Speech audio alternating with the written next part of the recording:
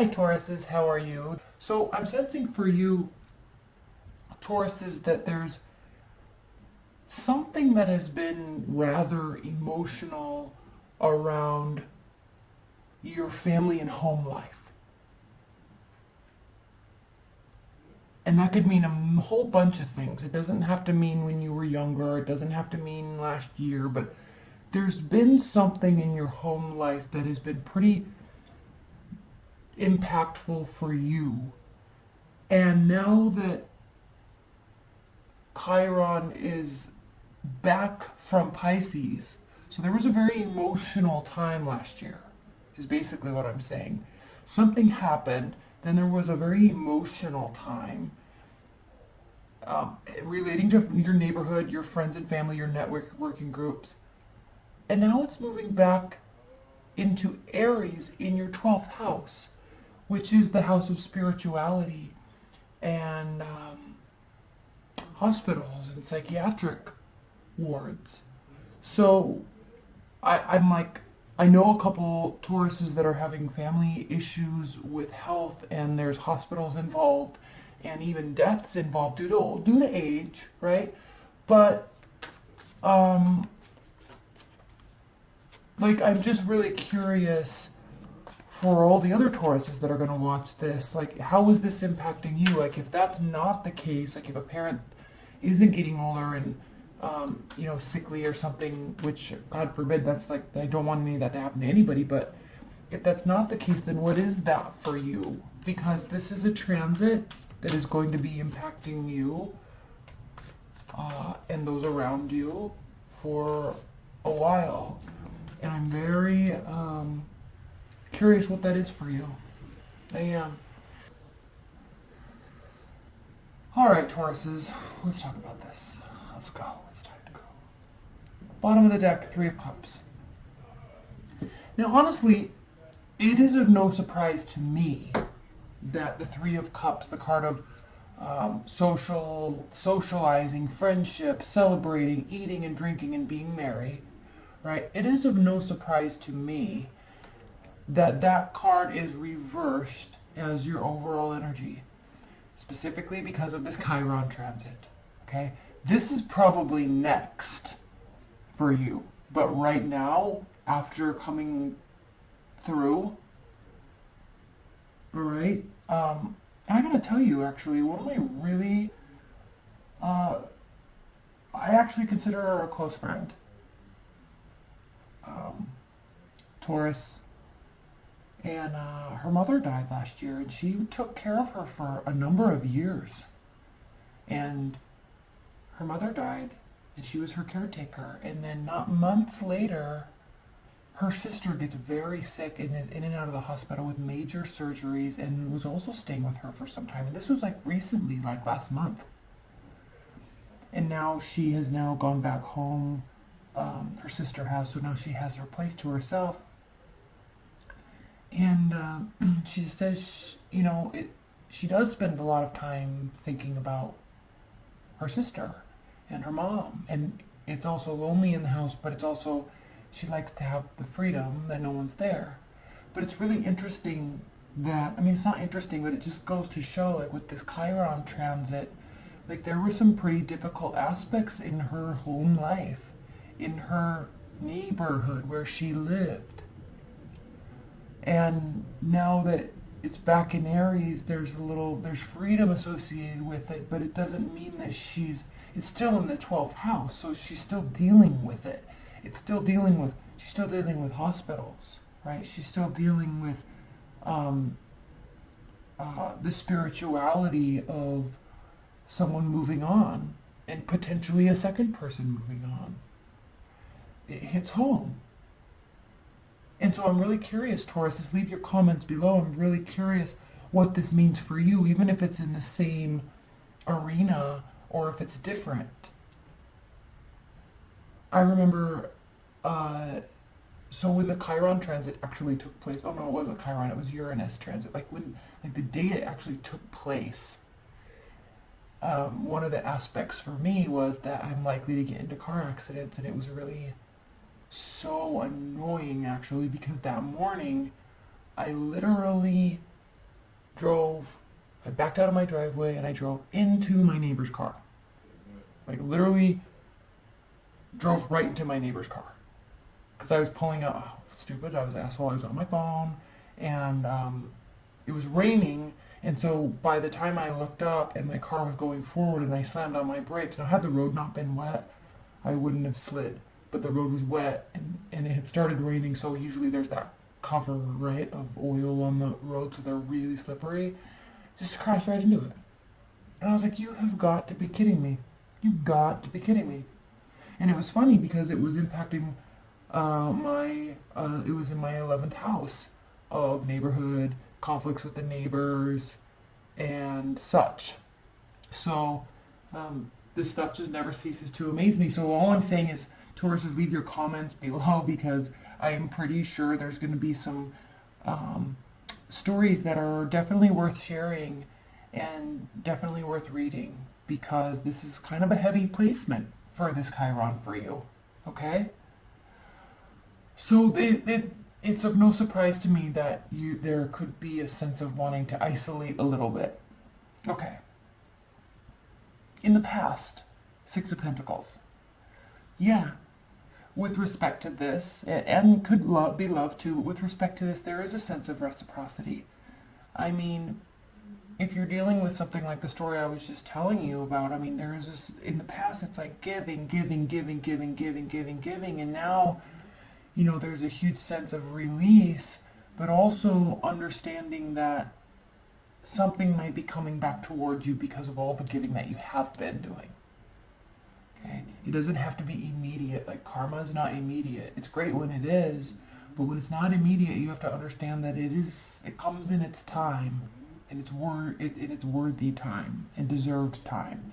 I'm getting a really heavy sense, specifically based on this Chiron placement, that is what is taking place. Okay, now because of the Taurus placement in Mars in your first house, there is a sense of identity, right? Giving and receiving in the workplace, giving and receiving finances. So this has to do with tangible items, and I know I always use that word tangible when I'm talking about the pentacles, but that's what they are, right? Money, contracts, houses, cars, pets. They're tangible things that you can build and grow and love and care for, right?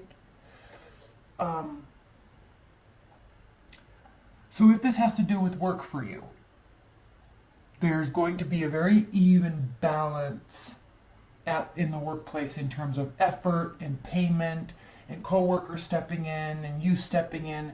There's going to be a very, very, very synchronistic, even flow with that. And that's awesome, okay? That's awesome, especially because what's next is not awesome. We have two interesting cards here. We have the Queen of Cups and the Queen of Swords, reversed. Bad, good. Okay, now when I say bad, the person's not bad, but the energy is difficult. This is somebody that is, God, in this deck, some of these cards are so fantastic. Look at that. Couldn't you just get lost in that picture? If you could see it in more crystal clear. It's not on autofocus, but it's so pretty. But regardless, the Queen of Cups. Okay, we're talking about a watery energy, but not so much a watery energy as in an emotional energy. So there's a great deal of caring about whatever is taking place. And there is a sense of unfairness around her. She feels that there's unfairness, or this water energy feels that there's unfairness. So they're going to act out.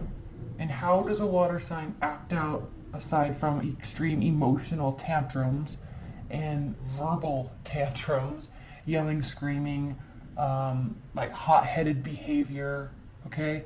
So it's very interesting that this Queen of Cups is here in this light, and sitting right next to it is the Queen of Swords, which is all things strategic and logical and analytical, right? No emotion. Okay? She has emotion, but she doesn't show them.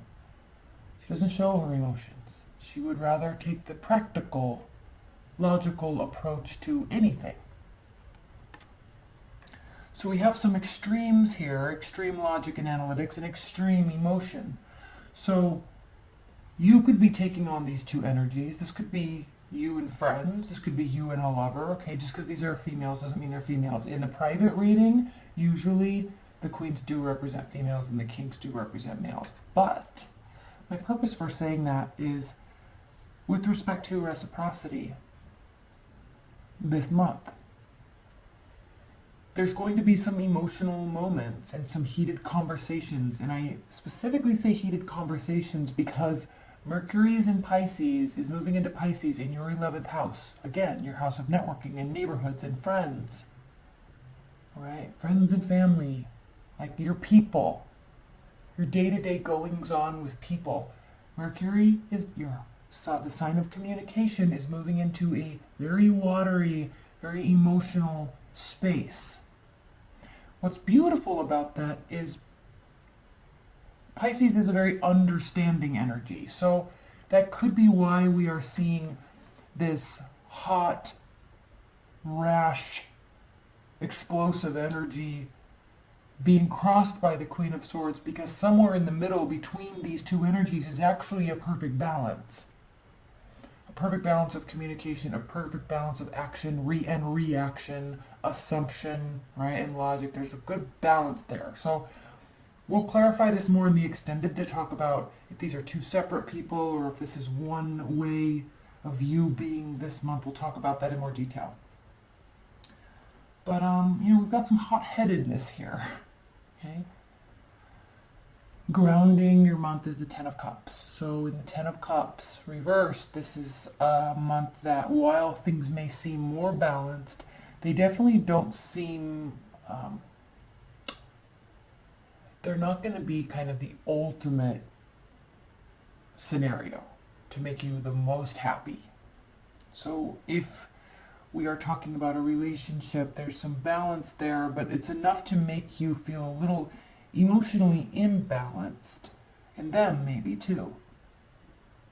And because there might be a little bit of isolation going on, it tends to make your emotional state spiral and assume that this could be the worst case scenario, when in fact it's actually not. Okay? It's like you're right on the crux of something really good, but you're just not there yet. And then on the Six of Swords reversed, again, this is calling for you or them to actually calm down. And I'm sorry I have to say that because I know it's annoying when people say calm down. But that's what this is calling for. Okay? This says you do go calm down, leaving the rough waters. Waters in tarot represent emotion. So when you see rough water, it's emotionally turbulent. Swords in tarot represent your thoughts and your ideas. So taking your thoughts out of the emotional turbulence and going to some place where the waters are calmer so you can sort out your thoughts and actually form well-founded opinions on something. So this says you do it. This says you really need to. Alright? When it's upright, you are going on a journey to sort your thoughts out. You really need to. And if it's this turbulent, if this is your energy, very emotional, very stable, very emotionally, very stable, then you definitely need to go on a journey and sort this out. So I don't know if something happened in a relationship. I don't know if something happened at home because of this Chiron transit that's causing you to fluctuate in such a way, which by the way, Taurus, is understandable. But it's also in a space where you're going to probably want to figure it out. And look at this next lineup. We have Major Arcana, Major Arcana, Major Arcana.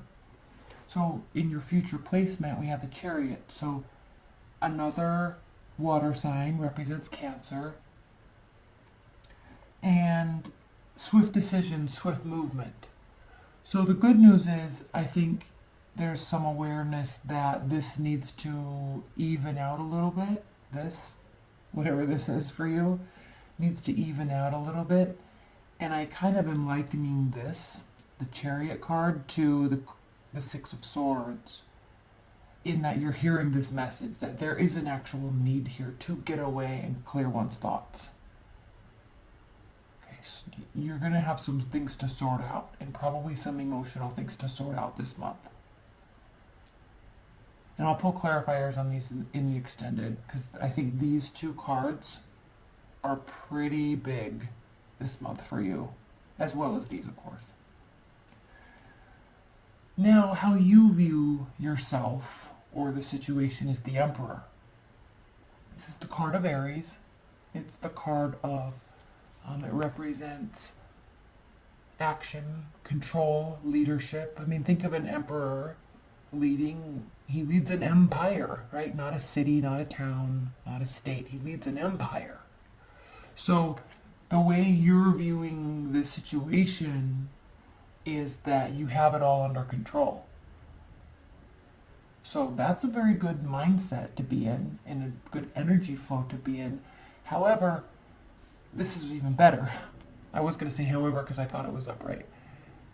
How they view you, and when I say they, this is the other person or exterior people, friends, family again. If this were upright, the Five of Wands means that there's an internal battle, right? Internal conflict, but it's reversed. So while you may be coming across and how you may view the situation as you're in charge of it, you have it under control. Good news, Taurus, everybody else sees that too. So that couldn't be any better, actually. You do have it under control, it appears. It might be very difficult. So I'm really curious if this is two people or one. We'll check on that. Okay, hopes and fears. Hopes and fears, Page of Wands reversed. This has to do with a fiery energy, not necessarily a fire sign person, but Sagittarius, Leo, Aries. And when this is reversed, it's an interesting card to have in your hopes and fears, because reversed it means that there's no fun-loving, friendly communication and about something specific, right? Because fire signs are all about the end goal. What's my target? What am I shooting towards? Like, what are we talking about here if we're not talking about how to get to the end, right? How do we get this client? How do we get this restaurant booked for Valentine's Day, right? How do we, very goal-oriented. So when a fire sign doesn't communicate, it's because they don't know what's going on. They don't know what their target is. They don't know what the goal is. And if they don't have a goal, they feel like jellyfish in the ocean in a storm. They're just pushed all up. They have to have something to shoot for, okay? So, and you're actually kind of like that too, Taurus. And you actually embody a lot of the characteristics of an Aries because you're the next zodiac sign. So you embody a lot of those characteristics. So because of that, this is being, like, somebody's being shut down here. Now remember the placement of this card. Hopes and fears. So you're clearly very afraid that someone is going to either cut you off or cut you out or stop communicating with you, or you're afraid that their communication is temporary or too jovial, like there's no seriousness behind it.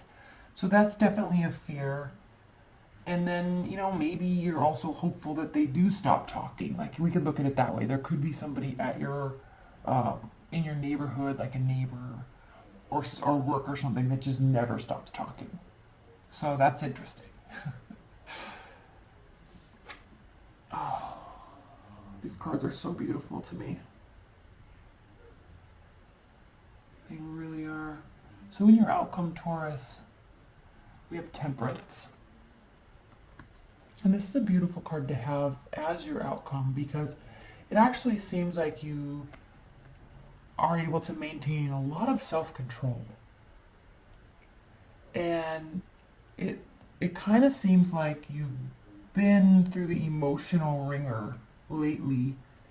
And now that Chiron's moving into Aries, you are going to feel like you have a lot more control. You are going to feel a lot more balanced. And this stuff's still going on. I'm sensing that this is still going on because it just came out of Pisces. So it's still going on, but I think you're you know how to handle it, and you know how to handle yourself with it. So it couldn't be better, honestly. Okay, let's pull some outcome cards, and then we'll get into the extended. You know, normally I would say that this kind of concerns me, this kind of isolation and not wanting to go out. However, I don't think so with this. It's Chiron transit, and I also don't think with the new moon in Aquarius, I think you're going to want a little bit of isolation. I really do. And Mars in Taurus in your first house, it's like it's you time. I feel like you need to light some candles. And this sounds so cheesy, but I feel like you need to like get your house super clean, right? Really clean all the laundry down, all that stuff, and your car, right? So you feel all organized. And then I think you need to go buy a new outfit for work tomorrow or a date. And then I think you need to go home, light some candles, drink a glass of wine, and then pour a second, and then sit in the bubble bath.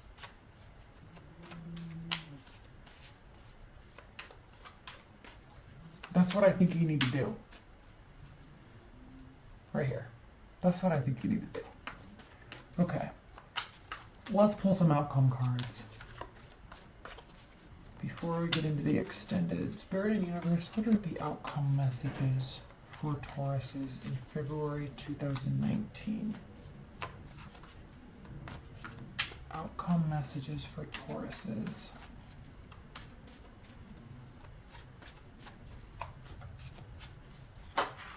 Okay. Outcome messages for Tauruses. Those flowers are like electric, aren't they? Okay. Yeah. Yeah. Just what I just said. We have the Page of Pentacles reversed.